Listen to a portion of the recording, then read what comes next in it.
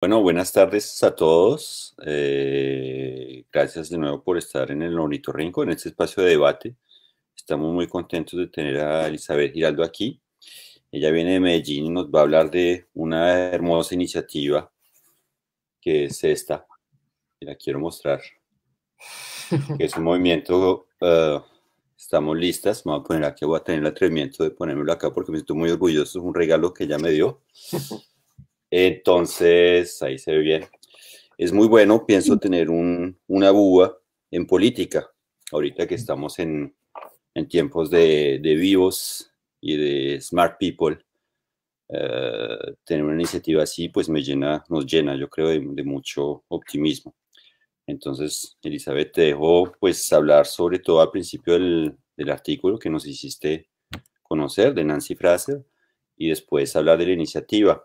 Y en algún momento pues intercambiaremos con los que nos están escuchando, que si quieren ya pueden dejar sus preguntas para cuando empecemos. Listo. Hola ¿Listo? Nico, hola a todos, a todas. También para mí pues fue muy chévere estar conversándoles sobre dos cosas pues que están íntimamente vinculadas, pues que es el movimiento político Estamos Listas, que nace aquí en la ciudad de Medellín.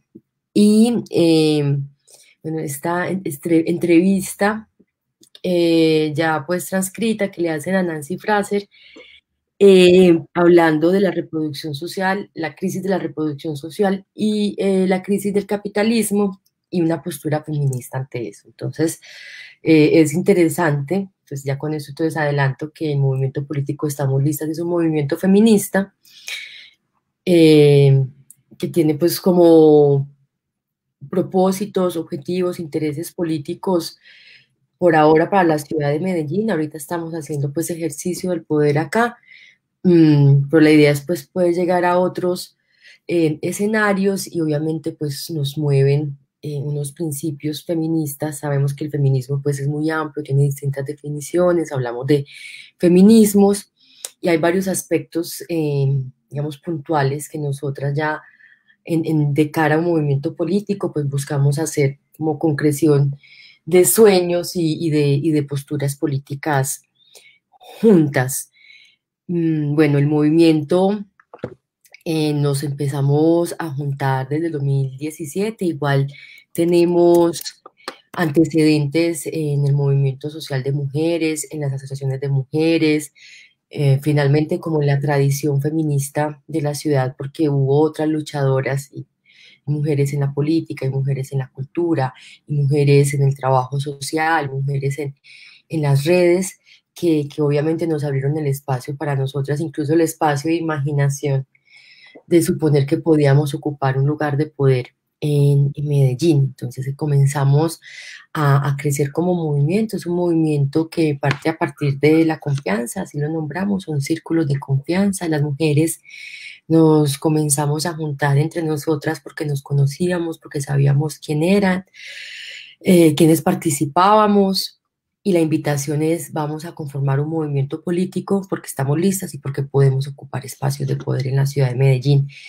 El primer objetivo que nos pusimos fue el Consejo de la Ciudad y con eso empezamos a crecer, a pensar cómo podríamos estructurarnos y configurarnos. Finalmente llegamos a ser más de 2000 mujeres como movimiento reunidas en círculos. Los círculos es como la estructura de funcionamiento. Cada círculo tiene una mujer que lo dinamiza. En ese caso yo dinamizo el círculo Juana Julia Guzmán. Cada círculo tiene el nombre de mujeres que admiramos, que agradecemos su existencia. Muchas de ellas pues están vivas, otras pues son como de tiempo atrás, como es el caso de Juana Julia, sindicalista, feminista y luchadora por la tierra acá en Colombia. Y así hay otros círculos con nombres de mujeres. Y en estos círculos que son pues como nuestra base, nuestro lazo, ya aparece también como la posibilidad de la gestión política, o sea, de la gestión, por ejemplo, cuando estábamos en campaña el año pasado, en todo el proceso de elecciones, la recolección de firmas, por ejemplo, porque nos inscribimos como movimiento significativo ciudadanas. Eso quería decir que teníamos que recoger pues firmas para poder tener el aval de la ciudadanía y poder participar en elecciones, y luego pues la gestión de votos. Todo esto con un principio de si podemos hacer la política de manera distinta, podemos hablar en la cotidianidad de política. La política es un asunto de la ciudadanía, no se requieren esas grandes estructuras, además que han sido tan costosas para el país, por ejemplo, en una práctica política bastante clientelar, o unas herencias que llamamos maquinarias, que se mueven y como que terminan entronando y subiendo, especialmente pues como a unos dirigentes de los que estamos pues bastante agotadas, y dijimos, no, vamos a llegar a estos lugares de poder por otros medios. Entonces eso ya indicaba como una práctica política distinta, y que suponía además nuestra capacidad y posibilidad de un diálogo permanente sobre la política como un asunto de interés de todos y de todas, no de unos cuantos. Y fue bastante interesante, gratificante, emocionante. También nos dio mucho miedo porque hablar con las personas que normalmente, además aquí el consejo, la gente casi ni le para bolas al consejo de la ciudad, ni sabe que existe, porque obviamente pues no figura. O sea, mucha gente lo ve como el comité de aplausos de la alcaldía, es totalmente desvirtuado. Entonces era bastante difícil entrar a hablar con las personas de política, enamorarse de la política, y además creyeran que era posible que ese escenario pudiese verse distinto si nosotras llegábamos como movimiento feminista y pues a él. En esa conformación hubo una parte de la invitación también encantadora, motivadora, y es partiendo, digamos, de la idea de que estamos listas. Cualquiera de nosotras podía ser parte de la lista. Llegamos con lista cerrada al consejo. Entonces no solamente la invitación era, vas a ser parte de la fuerza política para que nuestro movimiento efectivamente pueda estar en las elecciones y luego acceder al poder, sino que tú puedes ser la mujer que esté en la lista, porque estás lista, para participar de las elecciones. Entonces esa lista se definió con un mecanismo interno, tuvimos una plataforma con veedurías internacionales y nacionales que garantizaron la transparencia de nuestras elecciones internas. Se postularon como unas 48 mujeres, finalmente quedó una lista de 20 personas conformada por mujeres y hombres. Los hombres se fueron a la colita, pensando pues es el momento en que las mujeres puedan estar en la cabeza de lista. Y en esas elecciones pues hicimos una campaña igualitaria, todas las mujeres tenían las mismas condiciones de participar en ella, pues como para que fuese no una cosa competitiva, sino pues un debate político real entre las ideas y las posturas que las mujeres tenían de cara al poder y la posibilidad de estar en el consejo y ser voz el representante de un movimiento político como estamos listas ahí. Y bueno, de esa votación pues quedó la lista, como les decía. Eso fue lo que sale luego a elecciones, y con lo que logramos una curul en el consejo. Hay varias cosas importantes pues como en ese acceso al poder, y por qué nosotras pensábamos o seguimos pensando que es importante que un movimiento de mujeres, que un movimiento feminista esté en estos espacios de poder. Hay un primer asunto, no es el único, pero convive con otros, que es el tema de la representación. Es decir, los grupos sociales requerimos, o las diversas ciudadanías, requerimos representación directa en los escenarios de poder, y esto pues para el caso específico de las mujeres, aunque nosotras también proponemos pues como otro tipo de subjetividades, que es necesario que haya un balance político en términos de la representación para que no sean los mismos que están supuestamente hablando del conjunto de la población, cuando sabemos median intereses, propósitos, formas de ver el mundo, de entender la sociedad, de entender la economía. Entonces definitivamente verse representada políticamente en los escenarios de poder es distinto. Y aquí no lo veíamos como, mujer, como una esencia de género, ¿cierto? Como una esencialidad del género que está ahí, sino hablando de unas subjetividades históricamente constituidas, con un rol, un lugar político determinado en la sociedad y que al configurarse esas subjetividades, por ejemplo, el asunto de la subordinación de la mujer al hombre, no es una cosa que es por naturaleza, sino por configuración cultural, pues termina derivando en unas subjetividades con posibilidades de emancipación, de insubordinación específicas. Entonces, en esa medida, es una victoria que haya una ampliación de la representación de las ciudadanías en esos escenarios democráticos. Esto vale decir, no solo en términos de mujeres, sino de otras subjetividades o configuraciones políticas, culturales que han estado subordinadas, ¿cierto? Como a un género específico, a una clase económica específica o a una ubicación territorial específica, como puede ser la relación campo-ciudad. Entonces, tema de la representación, el tema de la reproducción social, que eso pues ahorita nos va a conectar, vamos a alcanzar a hablar un poco más ampliamente del texto de Fraser, y es que nosotros llamamos cuidar a Medellín y la propuesta de un sistema municipal de cuidados. Cuidado aquí, y eso pues también el texto o la entrevista pues que le hacen a Nancy, pues ella dice, si vamos a entender cuidado, no solamente, porque en las actividades de cuidado, las prácticas o el trabajo de cuidado no se reduce eso, digamos, al afecto o la imagen que siempre nos llega a la cabeza como de la maternidad, entonces como que nosotros fuéramos a ser como las mamás de Medellín, no, cuando estamos hablando aquí de un sistema municipal de cuidados o el problema de la reproducción social, es que es una cosa que no está en la agenda de otros políticos ni políticas de la ciudad, es un cambio de una división, eso ahorita pues lo vamos a hablar, un límite que ha puesto el capitalismo entre el trabajo de producción o el trabajo productivo y el trabajo reproductivo que tiene que ver con el sostén y posibilidad de desarrollo de la vida, donde están el trabajo de cuidado, por supuesto, pero también otras cosas, como veíamos en la entrevista, que son de asuntos públicos, como el acceso al agua, el acceso a la salud, el acceso a la educación, finalmente toda la actividad humana, social y colectiva que se requiere para que una vida, para que la vida del colectivo pueda darse. ¿Qué es lo que sucede? Es cierto que hay una gran división en eso, y en esa división una precarización del trabajo reproductivo, normalmente no remunerado, y normalmente en manos de mujeres, también de hombres, y hombres también precarizados y empobrecidos.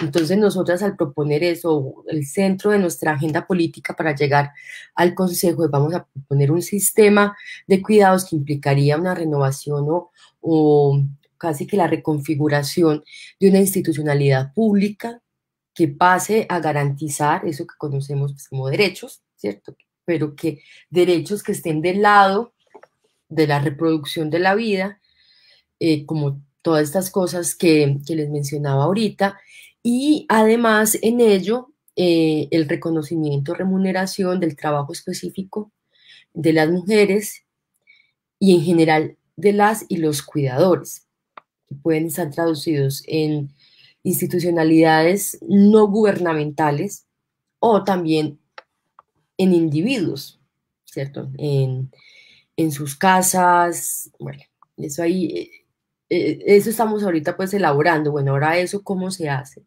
o cómo se entiende una política pública, pues ya que ya estamos en el Consejo, cómo se entiende una política pública que pueda poner el cuidado de la vida y el trabajo reproductivo en el centro, porque además es bastante conveniente, y eso pues lo podemos conversar más adelante, para el capital, que se dé esa gran división entre el trabajo productivo y reproductivo, y donde el gran esfuerzo social, el trabajo, o sea, la riqueza, los bienes, los dones que colectivamente creamos, producimos, pues la sociedad en su conjunto aporta para que eso se dé, pero con esta división pues se garantiza, pues lo que llamaríamos también explotación, es que los recursos queden en el campo productivo y además en el campo productivo, en el dueño o en los capitalistas. Entonces eso genera por la parte pues una gran desigualdad social y lo que veíamos también en la entrevista pues que les compartía, cada vez más en relación al estado de bienestar, un deterioro de la vida de las personas. ¿Eso a qué se traduce? Entonces, por ejemplo, que por más que trabajes o tengas que tener muchos trabajos, no te alcanza para vivir, para las cosas mínimas de la sobrevivencia o de la reproducción social. Entonces, por supuesto, y esto sería pues como el tercer elemento, estaríamos hablando de una apuesta nuestra redistributiva. O sea, representación, reproducción social y redistribución.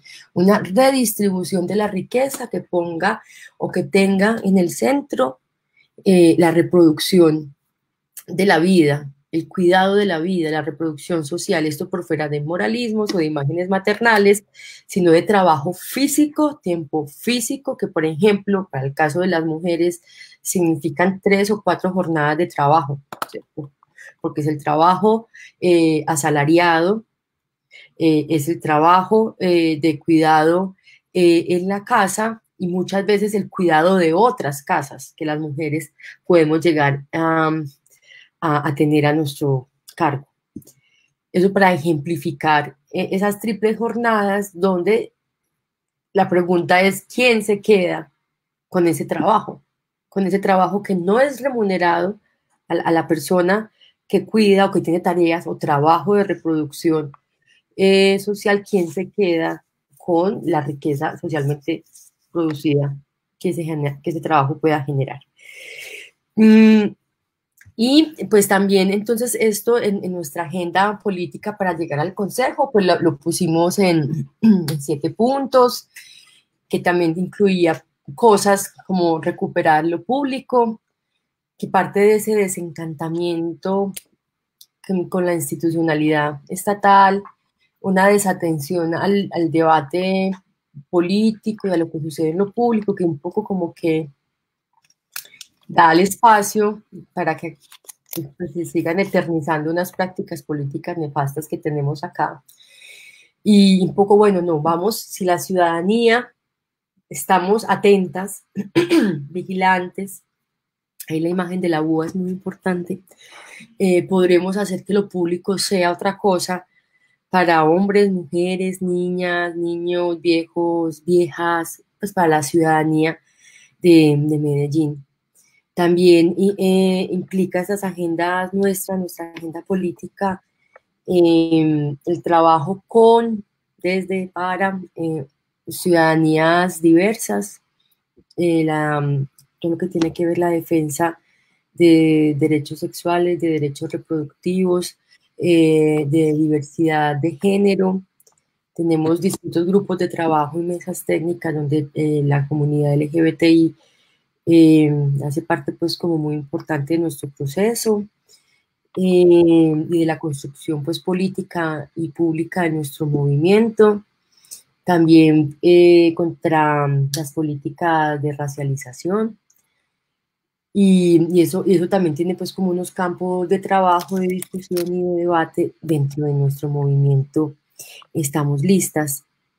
También el cuidado, y eso va, eso también pues lo conectamos con la entrevista que leímos, porque ella dice la crisis de la reproducción social está asociada a la crisis ecológica. Tiene que ver, porque uno de los límites que están en pugna es el límite entre lo social y la sociedad y la naturaleza, y es un límite que se define en relación, o sea, qué relación tenemos con la naturaleza y que además eso parte de un valor o una valoración específica sobre lo que es la vida, sobre lo que es la naturaleza o la ecología. Entonces también hace parte de nuestra agenda política, la propuesta pues de en eso de poner la vida en el centro, obviamente la naturaleza es pues como la base de la vida y está ahí también como en una agenda ecológica para la ciudad. El tema de la ruralidad también. Nuestra concejala es una mujer que viene de la parte rural de Medellín. Medellín tiene 5 corregimientos. En extensión, Medellín es primordialmente pues campo, solo que obviamente estamos súper concentrados acá en el valle. Y muchas veces se nos olvida en el imaginario, pero también en la práctica política, la existencia de esa vida rural, y eso en muchas cosas, lo que tiene que ver con la relación ecológica, la relación de la soberanía alimentaria y el trabajo de las mujeres campesinas.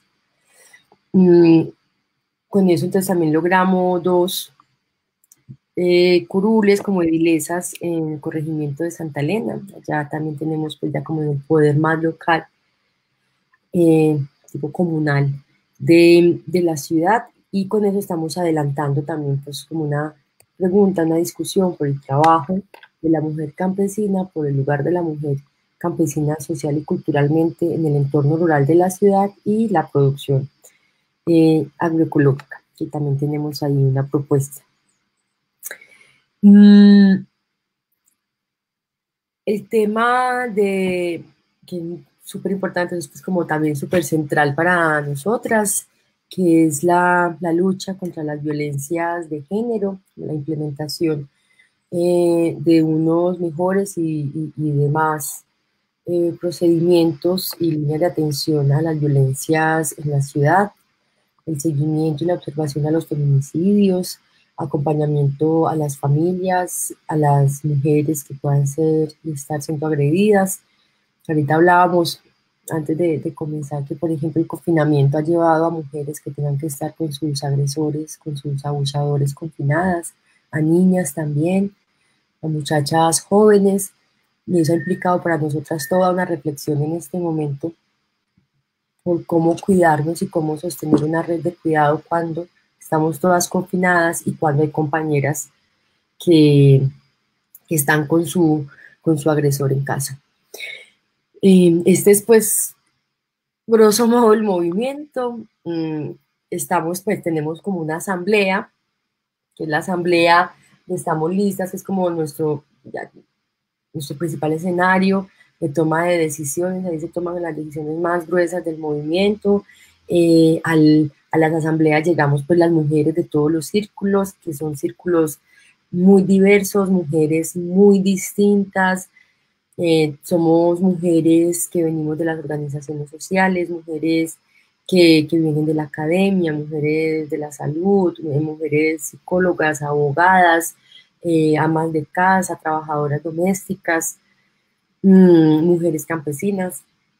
Y esa diversidad pues ha sido pues muy potente en nuestro movimiento y nos pone en un diálogo que yo creo que es también como parte de nuestra existencia feminista, en un diálogo entre nosotras, de autorización, de reconocimiento, de sentirnos acompañadas, y eso es pues para quienes tenemos un ejercicio público y también pues en la vida privada, por supuesto, porque está interrogada políticamente, es estar menos sola, definitivamente, estar pues como más acompañadas en medios pues que llegan a ser muy inhóspitos. Ya para cerrar esta parte mía, que debo ir terminando, si no estoy mal, de los tiempos, solo señalar 2 cosas de la entrevista de Nancy, y es, uno, lo que ella propone como crisis del capital, varios elementos. Uno, un sistema económico que requiere permanentemente de la crisis para existir. Un sistema económico que además tenemos que entender en perspectiva histórica, o sea, no siempre ha sido el mismo, ha cambiado. Por eso ella pone como 3 momentos muy importantes: ese tiempo más decimonónico del dejar hacer el mercado muy liberalizado, luego un momento del estado de bienestar, que es como un capitalismo gestionado por el Estado, de esa manera ella lo nombra, y ahorita nuevamente volver pues a lo que llamamos neoliberalismo, que es una liberalización del mercado, pero con otros componentes. Y en esa historicidad y en ese proceso de transformación del capitalismo, en esas crisis, unas pugnas permanentes.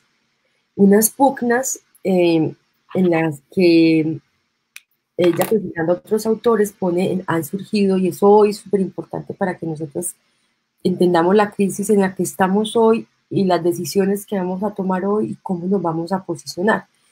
Y es en esas pugnas, la pugna del mercado, la mercantilización de la vida, de la sociedad y de la protección social, ¿cierto? Como dos fuerzas en tensión y en choque históricamente comprometidas, y donde algunas veces pues, se ha sobrepuesto una sobre la otra, como puede ser el caso del Estado benefactor, de un Estado que ofrece mayores garantías para la reproducción social y controla el mercado, o un momento como hoy, donde el mercado media los asuntos más básicos de la vida, como la salud, la educación, por ejemplo, con el acceso a todos estos insumos, instrumentos médicos que necesitan los países para poder atender a los enfermos. Eso está en especulación. ¿Quién puede acceder a eso? Y eso pues nos enrostra ese asunto de la mercantilización de la salud, por ejemplo, que debería estar garantizado, por lo menos pues como en postura política y social. Entonces, en esa pugna ha sido muy importante la definición ideológica, pero también ya unas prácticas sobre los límites de dimensiones de la vida, por ejemplo, entre lo público y lo privado. Entonces, ¿qué dimensiones de lo privado, por ejemplo, deberían ser garantías del Estado? Por ejemplo, como el cuidado, ¿cierto? Y eso ha tenido respuestas y definiciones distintas de acuerdo a esas pugnas. Pero lo más interesante es que ella dice, sí, existe esa pugna permanente que además puede dar salida a las formas más fachas, ¿cierto? Como gente hoy que ya impide, es una mega presencia del Estado a través de la seguridad, la implementación de una mayor militarización de la vida. Es una forma en que la protección pueda estar, pero no necesariamente la protección de la vida, es una mayor presencia del Estado, y por eso estamos en un momento súper tenso, súper conflictivo, porque esas fuerzas van a querer ponerse ahí. Sí, quitarle espacio al mercado, pero dejarle mayor espacio, por ejemplo, a la represión. Ella dice, sí está eso, pero está una tercera, como un tercer movimiento, como ella lo propone, que es justamente las luchas sociales, las luchas políticas, las luchas emancipatorias, donde las luchas emancipatorias además tendrían la posibilidad de hacer la crítica tanto al comportamiento del mercado como al comportamiento de la protección social, que, por ejemplo, en aras de ella se pueda dar lugar a las dictaduras. Y eso es muy interesante porque le da un protagonismo muy especial, muy importante históricamente, a la posibilidad de transformación, de incidencia y de construcción de lo que ella dice, pues como una contrahegemonía en la mano de las personas organizadas, con propuestas políticas, y que en ese caso, pues el feminismo sería uno de los ejemplos de esas luchas contrahegemónicas, emancipatorias, que ponen, por ejemplo, en duda y también en crisis esa diferencia entre lo que es lo público y lo privado. Y que, por ejemplo, el trabajo reproductivo, que vía una naturalización que dice es un trabajo de las mujeres, pues pone a la mitad de la población a camellar para el trabajo, para el sistema productivo, sin ninguna remuneración o garantía de su propia vida, ¿cierto? Bueno, eso es como para dejar ahí. Y una última cosa, ya cerrando, aunque ahorita podemos ampliar más cosas, si hay preguntas y si hay comentarios o ganas de conversar sencillamente, y es la noción de crisis. Pues como que yo me quedé pensando, bueno, ella habla de la crisis del capital como una tendencia necesaria para como ese orden económico sostenerse. Habla de la crisis de la reproducción social, habla de la crisis de la naturaleza. Después, ¿y qué podríamos entender nosotros por crisis? Y ya ahorita estamos en este momento de pandemia global, de emergencia de todos los países, el mundo confinado, ¿qué podríamos entender por crisis? Y yo entendía, no es una cosa que ella diga explícitamente en el texto, pero algo que yo pues como que interpretaba, se los quiero compartir. Y yo entendía ahí crisis como algo que va a dejar de ser y puede llegar a ser otra cosa, pero el estado crítico se da porque no se sabe qué es esa otra cosa, entonces se termina siendo también como un vacío de poder y de posibilidad. Ese no saber, obviamente, para que se den las transformaciones sociales se necesitan muchas cosas, muchos elementos, muchos factores que se den, pero de todas maneras la crisis revela o devela asuntos que normalmente en situaciones de normalidad sucede justamente eso, su normalización. Entonces, o su naturalización, y lo vemos como algo que es así, que debe ser así. Y de repente la crisis, al mostrar eso que ya va a dejar de ser y abre posibilidad a otras cosas, pues es interesante. Sin embargo, no necesariamente pues se depende pues como de esa pugna de fuerzas y luchas de poder, va a ir hacia un mejor lugar para todos, ¿cierto? Que eso es como lo que parece muy complejo, algunas posturas, como si esto necesariamente como por una causa natural nos va a llevar a un mejor estado de las cosas. Creo que no, necesita como agencia política, liderazgo, movimiento y búsqueda de la emancipación. Y eso es como las preguntas que yo me hago en este momento en esta encerrona, y es cuáles son nuestras búsquedas emancipatorias hoy. ¿Qué sería una postura emancipatoria para superar la crisis que el COVID-19 nos puso al frente? Bueno, vas a ver por ahí puntos suspensivos, y creo que queda mucha telita para cortar.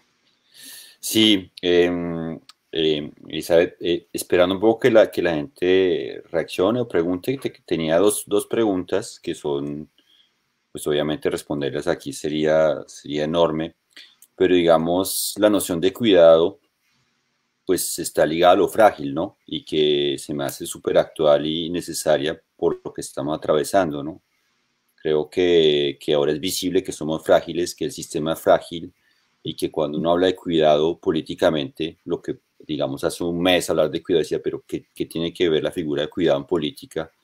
Cuando lo que necesitamos es billete y producir y ahora se me hace clave, sobre todo esta semana cuando siento que, digamos, los líderes políticos que tenemos en todo el mundo lo que quieren es volver a lanzar la economía, volver a regenerar dinero, y a invertir las cosas diciendo, mire, la gente necesita trabajo, necesita ganar su billete, necesitamos es lo que sea para lanzar esto. Y entonces es como si fuese antinómico, ¿no? Cuidar a alguien forzosamente implica no ganar dinero. Y entonces es como si tuviésemos líderes que nos están diciendo, mándese a la guerra porque necesitamos dinero. Y cuando uno plantea desde el lado del cuidado, de la fragilidad, que nos habla mucho más, pues como que dice, pero eso no significa nada en términos económicos. Es como un argumento de guerra, ¿no? Entonces quería como que, no sé, yo sé que no es fácil decir vamos a hacer esto y esto, pero como hablar un poquito de esa noción eh, económica dentro del cuidado, ¿no? Como uno puede pensar una economía distinta dentro del cuidado de la gente, del cuidado de la salud, del cuidado de la ecología, del cuidado de las relaciones de género, todo esto, ¿no? No sé si nos puedas hablar un poquito de eso. Esa es mi primera pregunta. Después tengo otra y abrimos las preguntas. Sí, o sea, hay una parte del cuidado que efectivamente se va hacia esos seres o esas vidas que tienen niveles de dependencia, ¿cierto? Que se pueden dar por la edad, por ejemplo, ser un bebé. Pues, si soy un bebé en el mundo, pues hay un montón de cosas que no puedo hacer por mí misma, entonces necesito que la sociedad haga algo como práctica eh, colectiva para que esa vida, por ejemplo, recién nacida, pueda sobrevivir. Ya la respuesta social es distinta en todos los tiempos, en las regiones, en las geografías, de cómo se va a garantizar que esa persona recién nacida sobreviva. Lo mismo puede pasar con un enfermo, que no se pueda como sostener por sí mismo, con personas ancianas, ¿cierto? Es como, sin embargo, no solo se refiere a eso. Ese es un aspecto muy importante, casi como que son unos mínimos de la sociedad. Sin embargo, no es lo único y tiene que ver también con, eh, pues como con la profunda dignidad que nos debe acompañar y es el cuidado de quienes hacemos posible que, que la vida se dé en su sentido más amplio, ¿cierto? Hombres y mujeres que trabajan, ¿cierto? Un poco lo que decía Fraser ahí en la política para el 99% de la humanidad y cuando nos damos cuenta hay unos niveles de fragilidad, pero una fragilidad inducida y relativa, no una fragilidad pues como por unas condiciones propias de ese 99%, sino es como antes ahí está toda la fuerza, por un lado la fuerza emancipatoria y la fuerza de trabajo, y de un trabajo que debería ser colectivizado y común, ¿cierto? Entonces, eh, eso implica, entonces, en términos económicos, una economía que favorezca a ese 99%. Esa imagen, pues a mí a veces cuando una imagen se utiliza mucho me cansa y digo, ay, tenemos que inventarnos otras imágenes, pero bueno, la imagen, pero es muy útil, la imagen del 1%. O sea, imaginarse que es un 1% el que se está quedando con la riqueza social que todos producimos y además basados en la naturaleza, que es generosa, que es abundante, pero ahorita pues vilipendiada, eh, como que sí te da como por pucha, o sea, porque también lo que nos sucede culturalmente es que todos, o bueno, uno de los embelecos, en términos como en las mentalidades contemporáneas, es que suponemos que soy una privilegiada o soy un privilegiado del sistema, o sea, esa idea del privilegio se ha súper extendido y todo el mundo de repente es como un privilegiado, y no se cae en cuenta que realmente es solo un 1% quien accede a esa riqueza y implicaría regular ese descalabro. Obviamente eso tiene que ver con culturas políticas nacionales, con las fuerzas, formas de producción pues, de los países, pero también tendrán que haber soluciones globales ante un problema que es global. Por lo menos en lo local, ya como nosotras lo hemos pensado, porque es una forma también de poder ahorita directo y posible la idea de los localismos o de los gobiernos locales o que la emancipación se dé por la toma del poder local es una idea pues que está también en el mundo más planetariamente como una forma de conectar y de hacer acciones concretas que puedan ir haciendo pues como eco hacia otros territorios y eso para nosotras implica lo que les decía ahorita, mayor redistribución de la riqueza que genera la ciudad. Medellín es una ciudad rica, Medellín es rica, Medellín tiene de las empresas públicas más exitosas del país y de América Latina, pero la gente está súper pobre, o sea que hay cosas impresentables, impresentables que de los beneficios que están sacando con el COVID es reconectar a la energía y al agua a 8.000 familias que estaban más de 12 meses desconectadas. Una ciudad que su principal ingreso es por EPM. O sea, eso, si no da rabia, pues no sé qué más nos puede dar. Entonces, por ejemplo, en términos de redistribución, como mínimo, una ciudad, mucha que estuviéramos por allá en el desierto, estamos acá, vivimos del agua que se toma y el agua que se convierte en energía en un bombillo. Si una ciudad que vive de eso y de los servicios no puede ser presentable para ella. La gente no tenga agua ni energía en sus casas, por ejemplo, y son cosas puntuales que la ciudad estaría en condiciones de hacer. También hemos hablado de la remuneración del cuidado, un poco unas medidas buscando que haya un mayor equilibrio de, de comunidades, tanto de mujeres como de hombres, más precarizados por justamente eh, por dedicarse a esas actividades no lucradas y que efectivamente eh, la sociedad tendría que hacerse cargo, el gobierno tendría que hacerse cargo.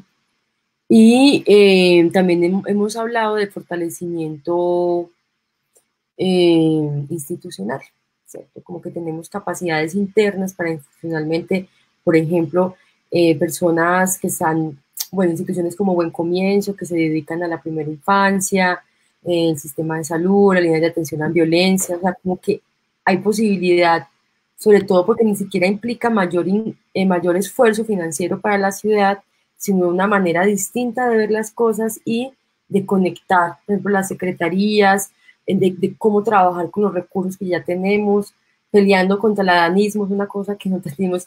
Aquí cada gobernante piensa que se está inventando la ciudad, entonces llega y monta un montón de programas, toda la discontinuidad de las políticas públicas súper buenas que no se hacen, entonces como bueno, va a haber continuidad y se puede responder institucionalmente. Es como lo que hemos pensado como para ir abonando a esa economía distinta. Eh, pues ya tenemos algunas preguntas, pero quería que hablaras un poquito de algo que me interesa, que nos interesa yo creo a todos, es que pues últimamente los movimientos políticos se han vuelto muy personalizados, ¿no? No estamos siguiendo un movimiento, sino estamos, incluso en la izquierda, estamos siguiendo a un líder de izquierda y es como una tendencia global, ya no se necesita movimiento. Entonces plantear algo desde lo colectivo, pues se me hace no solamente hermoso, sino necesario. Y además algo de lo que tú hablas es que es un movimiento interclase, ¿no? Que normalmente el feminismo se lee como no, son mujeres estudiadas, no sé qué, bueno, es una caricatura, pero digamos, estamos listas, tiene un componente también que vincula a mujeres de distintas procedencias. Eso en la práctica, ¿cómo se trabaja? Pues nosotras, como les contaba ahorita, mmm, estamos en los círculos, ¿cierto? Que los círculos son como nuestro entorno de sociabilidad política más inmediato. Tenemos un chat, hacemos reuniones y bueno, ahí se da pues como un nivel de interacción. Tenemos una casa muy hermosa que normalmente hacemos fiestas, muchas fiestas y pasamos muy bueno, porque claro, la política tiene que ser alegre, la revolución se hace bailando también. Pero ahorita pues no nos hemos podido reunir mucho en nuestra casa, pues por obvias razones. Pero por ejemplo, celebrar juntas es estar ahí y hay una cosa, y las asambleas, que ya es un espacio de representación política muy interesante, por ejemplo, porque son discusiones que también nos damos nosotras sobre quiénes somos, quiénes nos componen. El feminismo efectivamente es una cosa que, que, que, que es para unas cuantas, es una cosa que se puede dar más ampliamente. Entonces, primero encontrarnos entre nosotras, eh, ya va como, o sea, mostrando esas redes posibles. Por ejemplo, pasó una historia que fue bueno, luego les vamos a contar de los videos que tenemos de una compañera del movimiento que, que tenía pues una señora trabajadora doméstica en su casa. Y ella dijo, ay, no, pues yo le voy a contar de Estamos Listas a ella que es líder comunitaria, de pronto le suena, cuando ella fue a contarle a la señora ya hacía parte del movimiento Estamos Listas, por ahí tienen un video juntas, salen a la calle juntas, eh, militan juntas.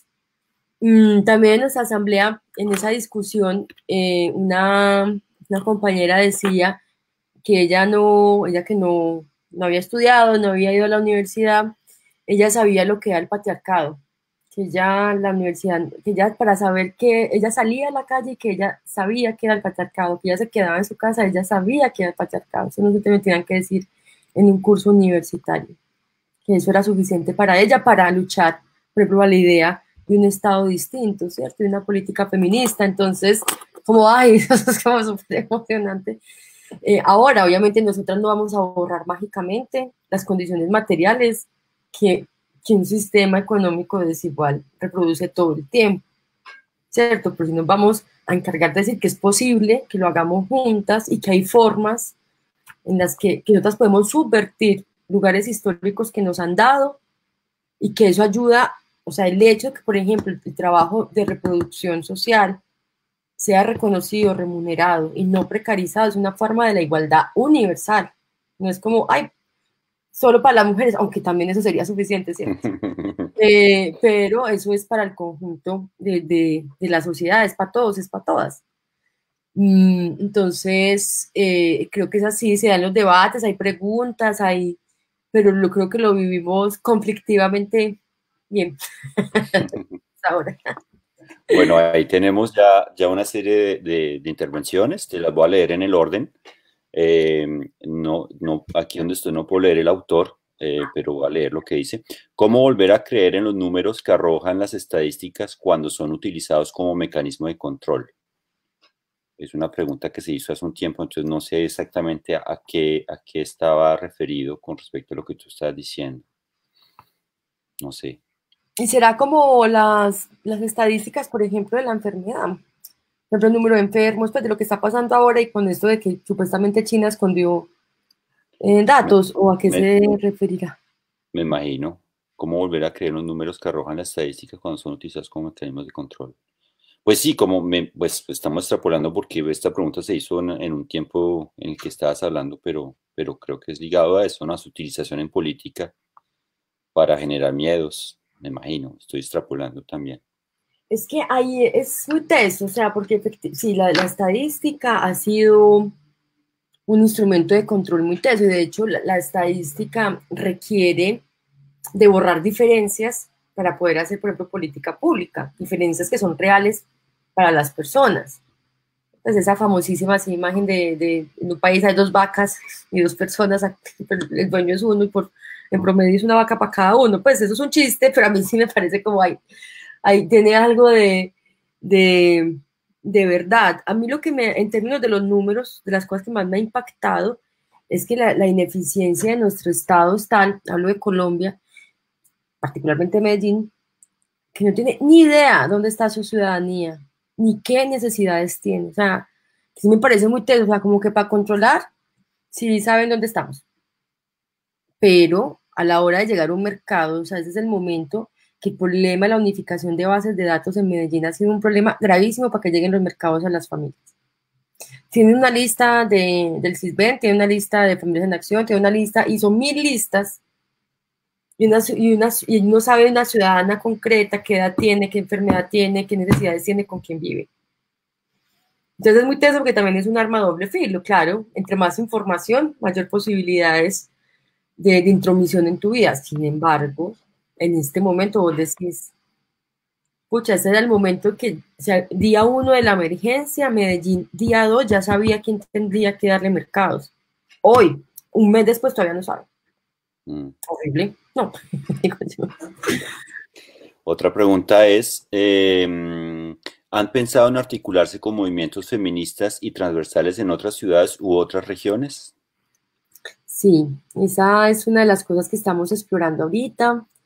Estamos mirando acá, por ejemplo, en el área metropolitana, en Antioquia, estamos explorando. Todavía pues no es como decisiones ya súper tomadas, pero estamos explorando una posibilidad de crecer políticamente, porque queremos crecer políticamente. Creo que hay que como ajustar mejor como hacia el dónde, pero sí estamos en diálogos, estamos abiertas a escuchar. Entonces, chévere, si saben ahí de redes, nos pueden escribir. Listo. Aquí hay otra. Sí, igual la idea es que al final vas a dejar unos links con más información y ahí podemos seguir con la discusión después de esta charla. Dice, hola, tu reflexión sobre la idea de crisis me hizo pensar un poco en la escuela de Frankfurt, que también hace parte del universo teórico de Fraser. Pensé bastante en las reflexiones de la razón occidental como razón instrumental, que trae como su contraparte la dominación de la naturaleza y del mundo bajo la idea de objetividad y producción, y cómo esta doble naturaleza de la idea de progreso, dominación, implica su propia crisis. Sería muy interesante, de acuerdo con lo que tengo que hacer esto. No alcanzo a ver toda la pregunta. Sería muy interesante, aquí la veo, sí, ya. Eh, Sería muy interesante, de acuerdo con lo que propones, lanzarnos a entender en esta crisis es que es un final inicio. ¿Cuál es la contraparte del cuidado? Si sabemos que la otra parte de la razón es la dominación. No sé si ves una relación o si te parece que la cosa va por otro lado. ¿Qué opinas? Bueno, no sé si mi lectura fue muy clara. Sí, o sea, como si quisiéramos hacer una mirada dual, como de qué lógicas podrían un Entre, poco estructurar esas perspectivas, ¿cierto? creo, la idea de dominación, como la lógica política actual es esa, hombres que están dominando y el cuidado que tú planteas, que se plantea, que el movimiento plantea. Sí, yo creo que es justamente eso, porque también tiene su origen como en las formas de conocer y entender el mundo, por supuesto, y ha sido muy perversa esa relación de dominio de lo vivo, de la vida, de la naturaleza, de unos seres sobre otros, y pensar en el cuidado transformaría esas relaciones definitivamente. Es otra lógica. Sí, creo que estaría muy de acuerdo con lo que propone esa persona. Ah, y acá tenemos una aclaración con respecto a las estadísticas y era que se refería al 99%, o sea, a la idea de un movimiento feminista que sea el 99%, que incluya el 99% de la población. ¿Cómo volver a creer en los números que arrojan las estadísticas cuando son utilizadas como mecanismo de control? Ok, no sé. No Sí, sé, cuánto si nos aclara un poco más porque no la veo ahí como en todo. tampoco. Eh, Algo que me parece muy bonito de lo que dices y tiene que ver con el tiempo. El reunirse y crear esos espacios es una forma de subvertir ese control que hay sobre nuestro tiempo. Mm. Sí, hay un asunto en la cotidianidad, pues yo creo que hay un sí mismo y una trascendencia quizás, pero ese en sí mismo es muy importante, es como que en la escala del vínculo, o sea, en la escala de la una a una, hay cosas súper potentes que suceden, obviamente no se agota ahí, pero sí es otra, incluso porque sabemos que el feminismo tiene como una de sus características un replanteamiento de la subjetividad muy fuerte, porque como justamente es en el cuerpo, por ejemplo, donde están las marcas de la subordinación, entonces también en el cuerpo tienen que estar las marcas de la emancipación, y eso pasa por reflexión, por palabra, es súper, o sea, para nosotras eso es una vivencia compartida por muchas de nosotras, o sea, la potencia de compartir la palabra, de compartir la reflexión, de compartir lo que nos ha sucedido, de lo que podemos ser, es ya en sí muy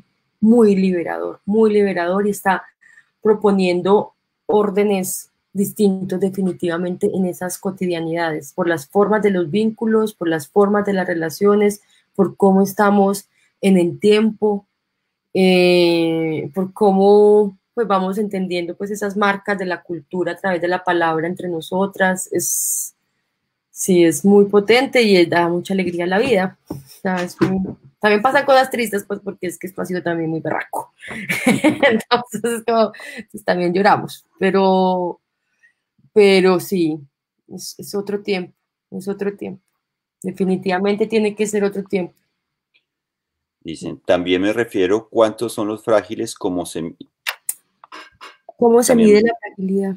cómo se mide la fragilidad, cómo se miden los cuidados, cuánto cuesta la política pública y cuánto dura. Son distintas preguntas, ¿no? Me imagino que en estadística, es que no veo la persona que escribió Mm. esto aquí. Eh, sí, sí, es Hall Maxuatus Macpherson Jackson que escribió esto. Entonces creo que tiene que ver con la estadística. O sea, también me refiero a cuántos son los frágiles, cómo se mide la fragilidad, cómo se miden los cuidados, cuánto cuesta la política pública y cuánto dura. Pues va a empezar de atrás para adelante. Pues creo que cuánto dura debería ser como una política permanente o una actitud permanente de Estado. Creo que Esto pues lo está diciendo el feminismo, pero también otras corrientes políticas donde se está demandando una mayor presencia del Estado. Eso quiere decir un mayor control del mercado, no de su ciudadanía, que es como puede ser la versión perversa que pueda surgir, sino eh, una mediación más grande del Estado al mercado y digamos, sus consecuencias en la vida de las personas, porque si lo que es esencial a la vida, o sea, a la reproducción de la vida está puesta en el mercado, pues el nivel de vulnerabilidad es altísimo, incluso es como una bomba interna de tiempo para la humanidad en su conjunto. O sea que cuánto dura sería una cosa permanente. ¿Cuánto cuesta? Eso dependerá, me imagino, de las regiones, de las lecturas que se hagan, del tipo de decisiones que se tomen. En ese momento, pues como apenas vamos a empezar a desarrollar la política, pues no tendría unas cifras actualizadas puntualmente para Medellín. ¿Cuánto cuesta sostener, por ejemplo, un sistema municipal de cuidados o tener una ciudad que realmente cuide a las personas? ¿Cierto? Pero en este momento, pues no tendría esa respuesta. La idea es en el desarrollo de estos 4 años en el Consejo poderlo desarrollar con las investigaciones necesarias y todo eso, entonces ahí más adelante les podremos contar y que pueda servir incluso como referente. ¿Y cómo se mide la fragilidad? Es que por eso yo quiero como poner el énfasis no solo en lo frágil, sino en lo fuerte. Es decir, es que no es que, claro, hay que cuidar a los que están frágiles, los bebés, los ancianos, los enfermos, pero cuando hablamos de una política del cuidado o de la reproducción social, es para que la vida en su conjunto pueda estar garantizada para todos y para todas. ¿Mm? Salud, educación, cosas, agua, luz, cama, alimento, tiene que estar garantizado, no puede ser una agonía, no puede ser una suerte que las personas salen al mercado a ofrecer su fuerza de trabajo para ver qué les dan a cambio de eso y para ver cómo garantiza su vida. Y eso, por supuesto, sí es cuidar a los más frágiles, pero es para todos, pues. Digamos, estamos en un modelo económico que nos fragiliza a todos. Entonces, ¿cuántos son los frágiles? ¿Quién? Hoy, todos los que hoy estamos encerrados y no tenemos garantía social. Eso, por ejemplo, en términos de los continentes es distinto, porque una cosa, bueno, por ejemplo, en Europa hay una presencia todavía en algunas partes de un estado más benefactor, donde, por ejemplo, hay nociones o proximidades de las rentas básicas o seguros de desempleo, por ejemplo, o subvenciones a ciertas actividades. Acá en Colombia no hay, no. O sea, en este momento, por ejemplo, en el sector cultural nos estamos movilizando eh, porque necesitamos dineros que vayan directamente al sostenimiento de los procesos culturales, de los artistas, de los creadores, de las creadoras, cuando todo está cerrado, cuando no podemos salir a la calle a cantar, a bailar, a leer, y no hay nada que nos pueda garantizar unos mínimos vitales en este momento. Entonces que sí, creo que nos fragiliza a todos. Algunos hoy, los asalariados, por ejemplo, acá en Colombia pueden estar más o menos tranquilos, pero ¿cuánto va a durar esa tranquilidad? Y también es como, digamos, en las discusiones que hemos tenido en estas 5 semanas de distintos ámbitos con el ornitorrinco, es también plantearse que la fábula de este sistema era una fábula de el que es victorioso tiene dinero y el que no, pues no lo tiene, y que todas esas fronteras han caído con la pandemia, y que cuando quienes son frágiles, yo creo que no hay nadie que pueda decirse yo no soy frágil, o sea, Boris Johnson se enfermó y casi se va. Entonces también se me hace que son fábulas que la pandemia está destruyendo, y por eso se me hace tan importante y clave pues hablar de un búho, de sabiduría, hablar también de cuidado, de nociones que en la política convencional no se quieren tratar porque se les hace normal. Se me hace clave también eso, ¿no? Y es algo, de lo que tú dices también es algo que hemos visto en estos 5 semanas de distintas discusiones sobre temas tan distintos como la música, como el arte plástico, como todo eso. Bueno, ahí metí mi cucharada, perdón. Hay otra pregunta es, ¿el cuidado tiene que ver con sumar fuerzas creativas e imaginativas para que la vida digna sea posible para todos? Sí, es que, claro, hay como unos entendimientos teóricos en los que podemos estar de acuerdo, ¿cierto? Por ejemplo, lo que nos ofrece esta teórica feminista. Pero a la hora de su traducción política y la toma de decisiones, eso requiere de muchísima imaginación, fuerzas, sumarse, juntarse, o sea, y que se vuelva una exigencia. Una exigencia, eso cómo es, y yo creo que ya hay muchas respuestas, porque somos, pues, pues somos muy imaginativos y creativos y hay muchas respuestas que ya estamos dando, sino que la gran dificultad es que eso sea hegemónico. Ese es el problema, porque como decís vos, Nico, claro, quienes están en los lugares de poder no están hablando de eso, no les interesa hablar de eso y por eso implica una pugna y una lucha contrahegemónica muy grande. Nosotras tomamos la decisión de hacerlo en el marco del Estado, ¿cierto?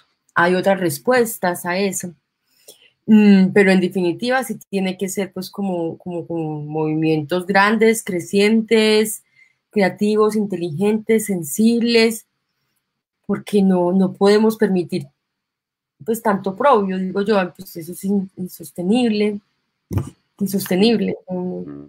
pues que es sinvergüenzada, pues que eso siga pasando así como, y llega este virus y no eso devela la fábula, le muestra su rostro aún más notoriamente, sin necesidad de tanta teoría. y ya no nos podemos hacer pues como en los locos. Total. Bueno, creo que pues no abordamos todos los temas porque pues nos podemos quedar y ojalá sigamos hablando, pero podemos cerrar por aquí ahora. Pues lo que te propongo es dejar como los links de información de los videos, todo esto, y los que estamos interesados, pues seguimos hablando de intercambio a partir de esta y lo plataforma. Pongo, a ver. Nos los puedes pasar a nosotros, a Nadia o a mí, y nosotros lo ponemos en el link de esta discusión para que pues, los que estén interesados sigan viéndolo y sigamos intercambiando ahí. Se me hace también clave que hay un deseo como de ver cómo es la dinámica de Estamos Listas se puede vincular a otros lugares y sería chévere que eso sucediese, ¿no? También. Sí, ahí está, les puse como el link del Facebook, que ahí pues hay un chat también, pues pueden enviar mensajes, pues ya ustedes conocen cómo funciona esta plataforma y pueden encontrar también pues como material que tenemos, ahí está todo recogido de videos, de nuestras propuestas en el consejo, cómo nos conformamos, bueno, está pues como toda la historia y hay un video en particular que es el primero que sacamos por allá en diciembre del 2018, que es muy lindo, que es de los primeros videos que hicimos, ahí lo pueden encontrar para que se antojen y vean todas esas caras de estas mujeres juntas tan emocionante. Chévere. Bueno, muchas gracias, Eli, por haber aceptado esta invitación. Para nosotros fue muy agradable, un honor haberlo hecho. Entonces, pues nos veremos después. Y gracias a todos por haber participado.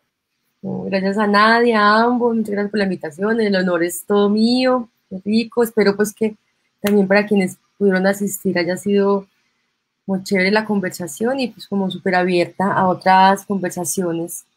También en la Corpo, pues donde trabajo acá en Medellín, hacemos muchas cosas, les voy a poner también la página por si se animan a participar, porque también estamos haciendo muchas actividades en este momento, bueno, siempre. Entonces, para que sepan de otras cositas que hacemos de este lado. Bueno, listo. Chao, chao a Chao, todo el feliz mundo. noche. Gracias. Te cuidas.